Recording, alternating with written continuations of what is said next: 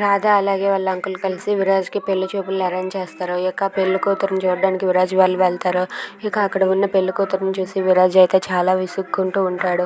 ఇంతలో రాధ అక్కడ ఉన్న వాళ్ళు అలా మాట్లాడుతూ ఉంటే విరాజ్ అయితే ఇలా అంటూ ఉంటాడు, నేను పెళ్లి కూతురుతో కొంచెం పర్సనల్గా మాట్లాడాలని చెప్పి అమ్మాయిని రూమ్లోనికి తీసుకుని వెళ్తాడు. రూమ్లోకి తీసుకుని వెళ్ళి అక్కడ మందు తాగుతూ నువ్వేమైనా తాగుతావా అని చెప్పి అడుగుతూ ఉంటాడు. దాంతో అమ్మాయి నేను తాగను అని చెప్పి చిరాకు పడుతూ ఉంటుంది.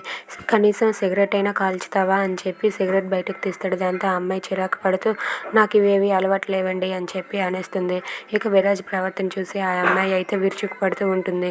ఇక విరాజ్ బయటకు వచ్చాక వాళ్ళ నాన్న వాళ్ళతో ఎలా అంటూ ఉంటాడు, నాన్న నాకు అమ్మాయి చాలా బాగా నచ్చింది, అమ్మాయికి నేను నచ్చానంటే చెప్పండి పెళ్లి చేసుకుందామని చెప్పి అందరి ముందు అంటాడు. దాంతో ఆ అమ్మాయి అయితే ఇలా అంటూ ఉంటుంది, నాకు ఆ అబ్బాయి చాలా బాగా నచ్చాడని చెప్పి అంటుంది. అది విని విరాజ్ అయితే ఒక్కసారిగా షాక్ అయ్యి వాళ్ళ నాన్న మీద పడిపోతాడు.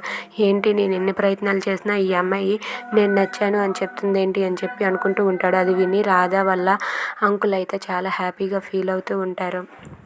విరాజ్ మాత్రం షాక్ అయ్యి ఆ షాక్లో అలా ఉండిపోతాడు. ఇక ఆ అమ్మాయితో తప్పకుండా పెళ్లి చేసుకోవాలని విరాజ్ అయితే నిర్ణయించుకుంటాడు. If you like this video please subscribe our channel.